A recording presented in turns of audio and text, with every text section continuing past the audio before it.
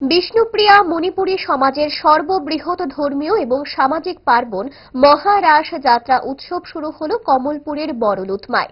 বিমল সিনহা স্মৃতি মুক্তমঞ্চে সোমবার সন্ধ্যায় ভিড়ে ঠাসা ঐতিহ্যবাহী ধর্মীয় মহারাস যাত্রার উৎসবের 5 দিন ব্যাপী অনুষ্ঠান শুরু হল। মন্ত্রী সুধাংশু দাস মঙ্গল প্রদীপ প্রজ্বলন করে উৎসবের সূচনা করেন। উপস্থিত ছিলেন এলাকার বিধায়ক মনোজ কান্তি দেব, ধলাই জেলা পরিষদের সভানেত্রী সুস্মিতা দাস, সালেমা পঞ্চায়েত সমিতির চেয়ারম্যান বীণা বিশ্বাস, দুর্গাচৌমুহনী পঞ্চায়েত সমিতির চেয়ারম্যান ভানু প্রতাপ লোধি, মহকুমা শাসক জি.এস. নায়ক এবং প্রশাসনের বিভিন্ন স্তরের আধিকারিকগণ।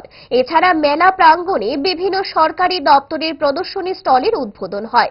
পরিবেশিত হয় মনোজ্ঞ সাংস্কৃতিক অনুষ্ঠান। 5 দিন ব্যাপী এই উদযাপনের শেষ দিনে অর্থাৎ শুক্রবার সন্ধ্যায় মহারাস লীলা উৎসবের উদ্বোধন করবেন রাজ্যের সাংসদ বিপ্লব কুমার দেব। বাৎসরিক এই উৎসবকে ঘিরে স্থানীয় মানুষজনের মধ্যে ব্যাপক উৎসাহ এবং উদ্দীপনা লক্ষ্য করা গেছে। মন্ত্রী সুধাংশু দাস তার বক্তব্যে ভগবান শ্রীকৃষ্ণের মাহাত্ম্য তুলে ধরেন। পরম ঈশ্বর যিনি সচিদানন্দ বিগ্রহ, অর্থাৎ যিনি সত্যের প্রতীক, যিনি শচী মায়ের পুত্র, যিনি আদি এবং অনাদি, সমস্ত কালের সমস্ত কারণের যিনি কারণ, সেই সৃষ্টির স্রষ্টা ভগবান শ্রীকৃষ্ণের ব্রজপুরে যে লীলা গোপীগণদের সাথে তিনি করেছিলেন, সেই রাসের লীলা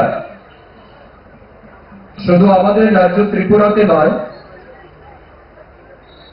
গোটা পৃথিবীতে কৃষ্ণ ভাবনামৃত। ইচ্ছে করে ডায়েটটা ভুলে রোলটা ফুচকাটা খেতে, কিন্তু মনে রাখতে হবে 5 দশক ধরে গ্যাস, অম্বল ও পেটের সমস্যার একমাত্র সমাধান গ্যাস নল।